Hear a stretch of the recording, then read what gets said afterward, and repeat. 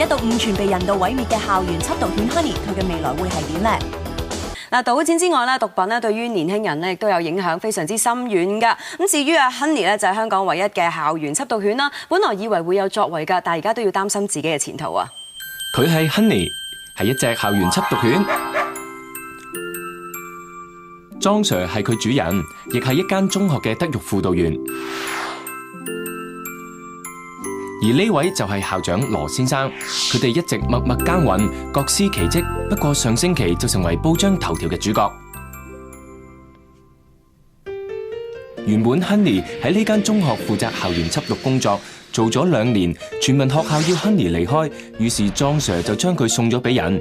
點知就傳嚟 Honey 被人道毀滅嘅消息，令群情洶湧。後嚟戲劇性咁發現 Honey 尚在人間，而故事就係咁樣展開啦。校長同莊 Sir 今日要去邊呢？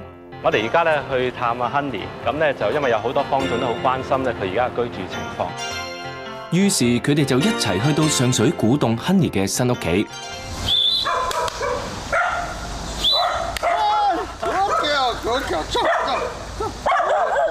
一見到莊 Sir，Honey 不知幾興奮，佢已經喺新主人姚生屋企住咗接近2個禮拜。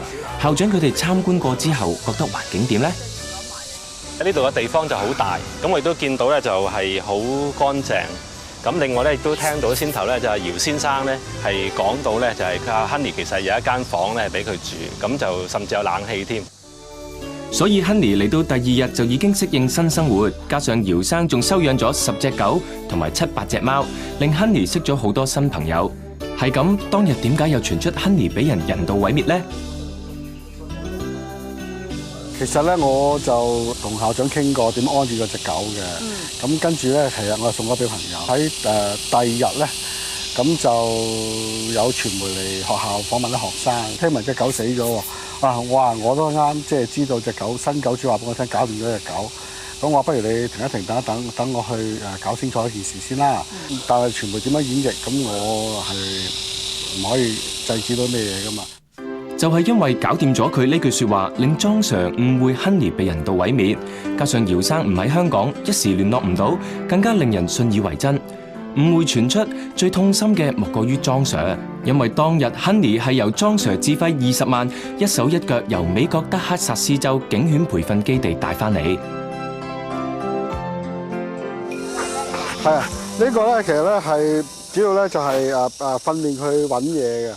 咁通常咧喺美國訓練嘅時候咧，就去嗰邊咧，會帶一條咁嘅鏈咧，佢係會知道自己要去做嘢嘅，佢係會好興奮啊，自己有嘢做咁樣嘅。Honey 係一隻拉布拉多狗女，今年5歲，2年幾前喺美國接受過嚴格嘅緝毒訓練。由於性情溫順，所以俾莊 Sir 揀中。點解當日佢會將美國校園緝毒犬嘅計劃帶嚟香港呢？其實咧嗰陣時係香港都講緊就係校園驗毒計劃嘅。咁其實咧我就有即係做咗啲 research 咧，喺美國咧佢哋就好少咧直接捉啲學生去驗毒嘅，即係揾啲比較係遠啲嘅方法去幫啲學生，揾狗去同啲學生即係又可以建立關係啊，又可以將即係禁毒嘅意識咧即係俾佢哋嘅。於是佢一邊向學校建議，另一邊同美國有關方面接觸，後嚟仲親身飛過去當地校園實地視察，同時接受2星期嘅領犬員訓練。經校方同意 ，Honey 終於成為全港唯一嘅校園緝毒犬。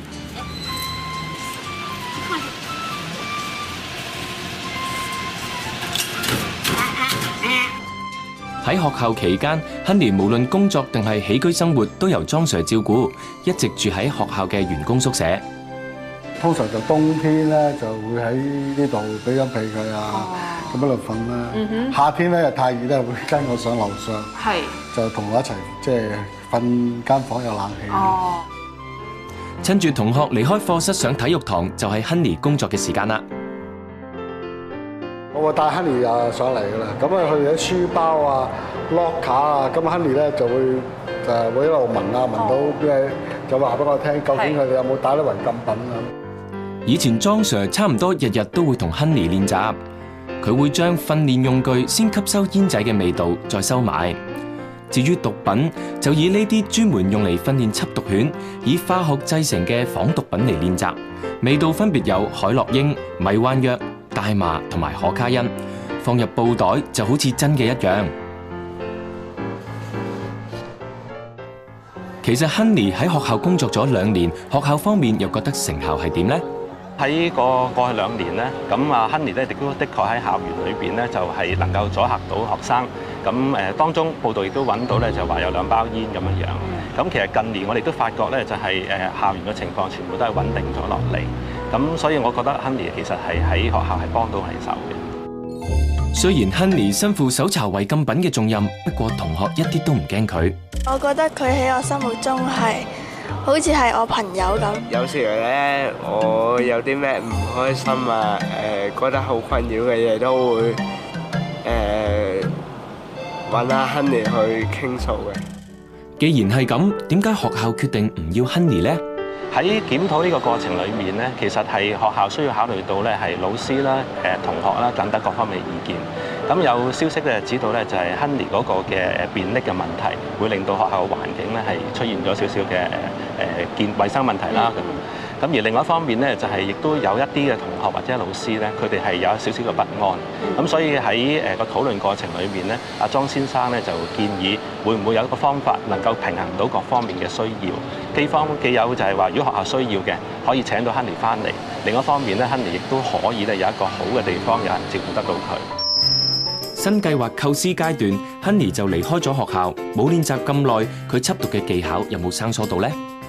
依家我哋就同 Honey 做一個測試，先將啲煙仔放入去，跟住放入個箱度收埋佢。OK，Honey，你嗰度翻 something， come on，翻嚟，where's it？ 翻嚟 ，come on，翻嚟。揾咗一陣，佢已經有發現啦。Good job，我數到，OK，good job，very good。對於 Honey 嘅未來，相信全港嘅愛狗人士都相當關心。學校方面亦積極構思緊9大事嘅計劃。喺檢視嘅時候咧，就發覺我哋嘅好多嘅諗法，諗住阿 Honey 咧，主要就係做呢個嘅防禦同埋緝毒。但係實際上咧，我發覺呢個唔係咧係單一嘅功用。咁其實佢好多時咧能夠同同學咧係能夠讓同學咧係講出嗰啲同學嘅心聲。校長希望 Honey 將來可以去唔同學校服務輔導學生。不過 Honey 始終係一隻專業緝毒犬，未能夠令佢一展所長，莊 Sir 內心難免傷感。難過就難過自己唔可以伴佢終老啦，呢樣嘢係比較難過，因為自己嘅居住環境啊，係唔可以 keep 一隻狗喺度啦。咁呢樣係難過嘅，係我自己意料之外嘅嘢嚟。咁成件事入面啦 ，Honey 嘅遭遇咧就最值得同情咁，希望有關方面咧真係會認真去處理啦。